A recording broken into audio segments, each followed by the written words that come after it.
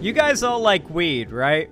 I mean, even if you don't smoke weed, I assume you guys don't want weed to be criminalized or, like, a scheduled substance that people can get in trouble for having or having on them or using. I assume most of you agree with that, even if you yourselves aren't weed smokers, weed consumers, weed doers. You don't like to do weed. And I know that there's been a bit of a conversation lately, one I partially agree with, honestly, about how habitual marijuana use can be unhealthy.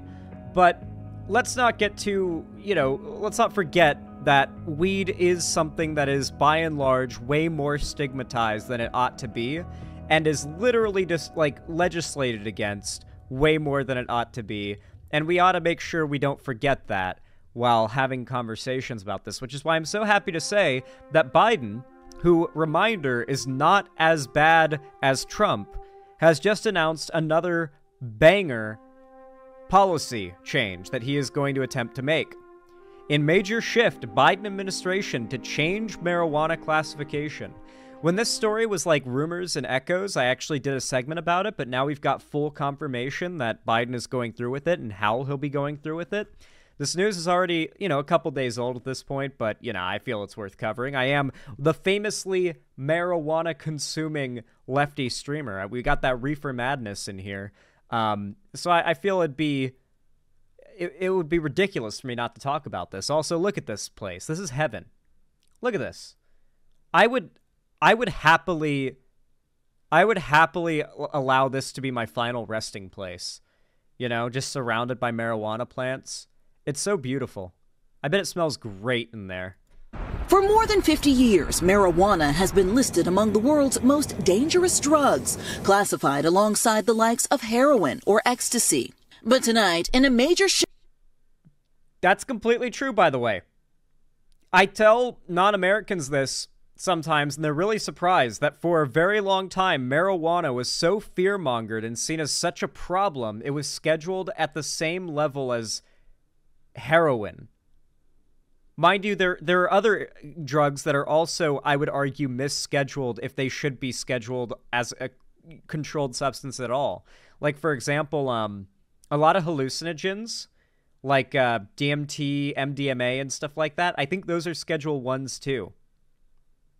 I might be wrong on that, but I'm pretty sure a lot of hallucinogenic drugs, like LSD and stuff, they're Schedule 1 or 2, like really high scheduled drugs. Like, you're in a lot of trouble if you're caught selling it, which is ridiculous when you consider the fact that these don't tend to have any addictive properties.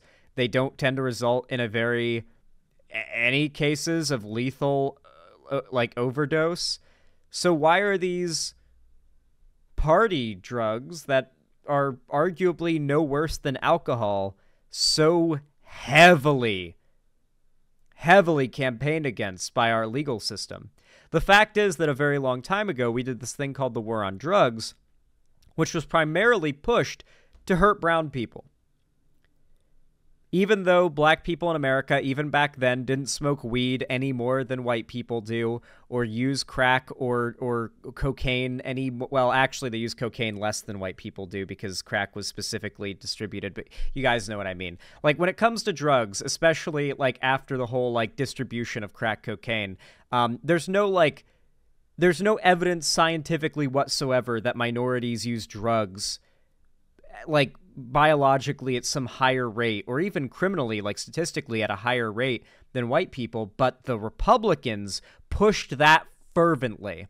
And so the war on drugs was primarily motivated by, suburban, white, middle-class people's fears that their little boy or their little girl was going to get caught up in some gang with some brown kids that are going to get them involved with drugs, and the police need to crack down and make sure that doesn't happen to their kids too. It was all fear-mongering. Shift. According to sources with knowledge of the decision, the Biden administration is looking to reclassify the drug to... Cocaine, ecstasy, meth, and LSD are Schedule 2 drugs? My bad, yeah. But like I said, they schedule, hallucinogens in the same tier as meth and cocaine. Non-addictive hallucinogenic drugs. It's very bizarre. Schedule 3, like ketamine or testosterone or Tylenol with codeine, which would allow marijuana to be more easily studied for medical benefits. The change would not legalize recreational. Dude, the neat thing as well, like, obviously it's not going to legalize recreational weed, but what it is going to do is it's going to mean that our weed is going to get a lot stronger. For those who don't know, ever since states started legalizing weed, it's allowed for those individual states to start researching and developing weed. And this has led to crazy crossbreeds and, like, special hybrids and genetically engineered to be bred to be as potent as possible super strains of marijuana.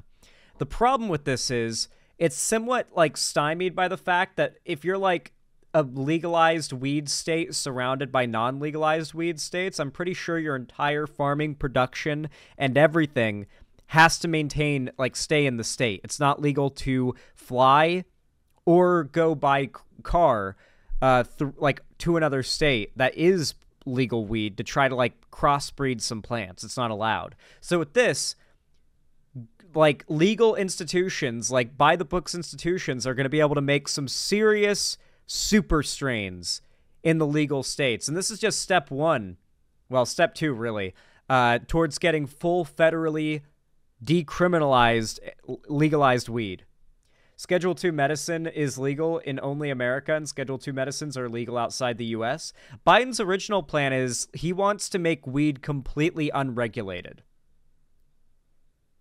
Like, not completely unregulated, but he wants it to be, like, like, on the same regulation level as aspirin, I think it was.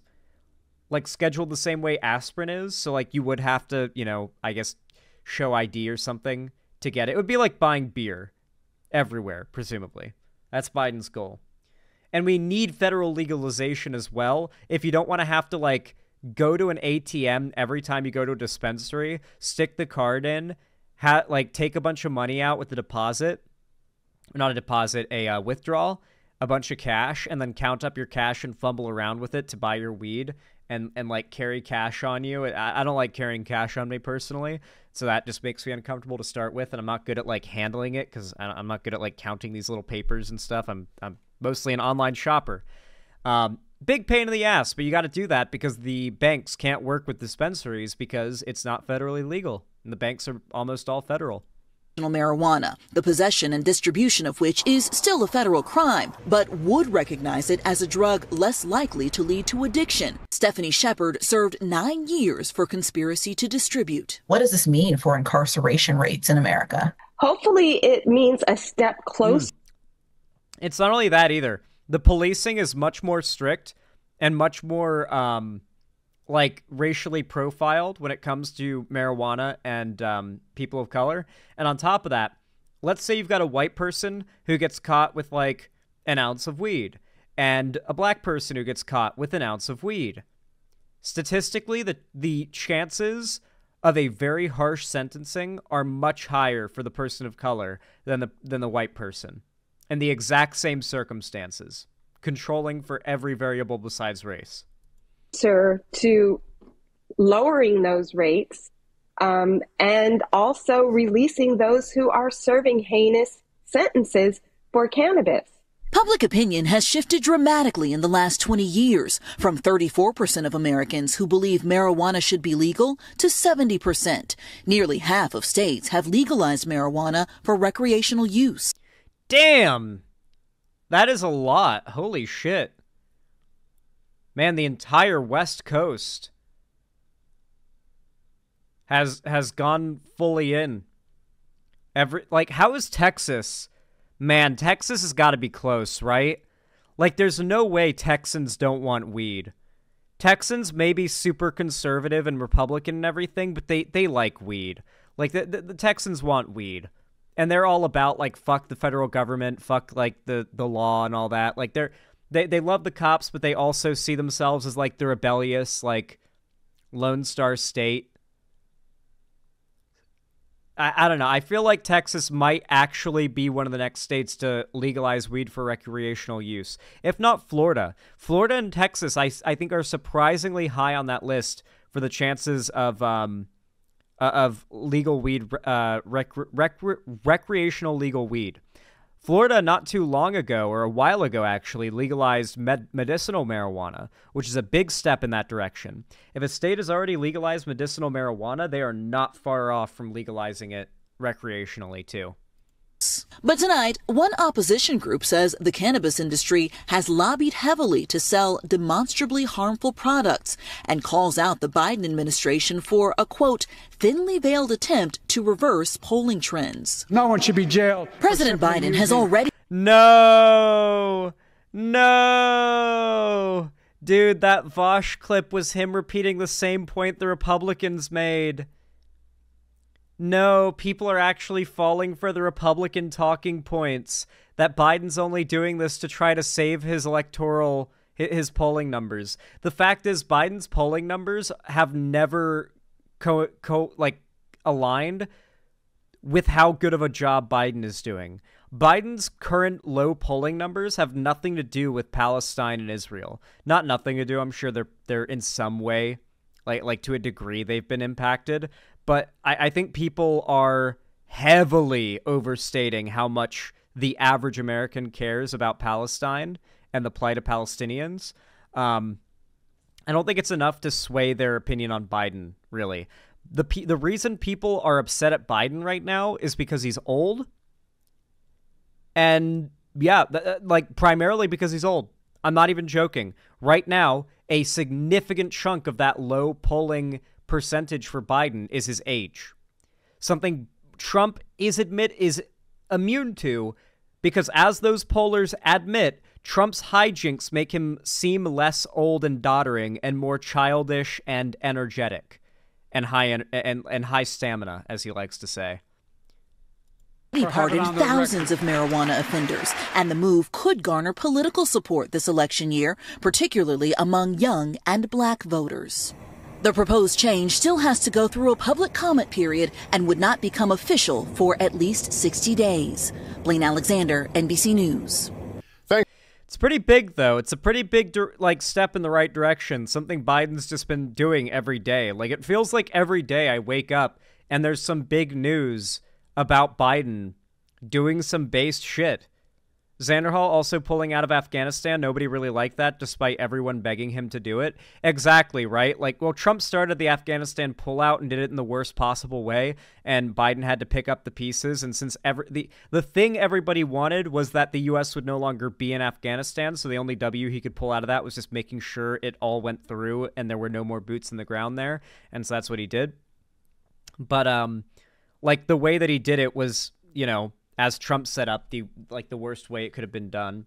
There were no proper peace talks made in which the Taliban agreed to the standards, the terms that the average Palestinian citizen, not Palestinian, I'm fucking brain boggled right now. The average Afghan fucking person in primarily Kabul wanted. I'm not getting into the fucking Afghanistan stuff because it gets me angry, and to this day I still get hate comments about it, about being right. I'm not getting into it. And the Israel-Palestine stuff is going to be a repeat of it, where I'm going to have the correct take of the majority of people are not angry at Biden about that. They're mad at him about being old. And people are going to be like, Zan's so out of touch. I get it every time. Screw those people, Zan. I mean, yes, screw those people, but at the same time, I just don't want to deal with it. I don't want to deal with it. I'm so fed up with arguing with people that are stuck in semantics about that kind of stuff.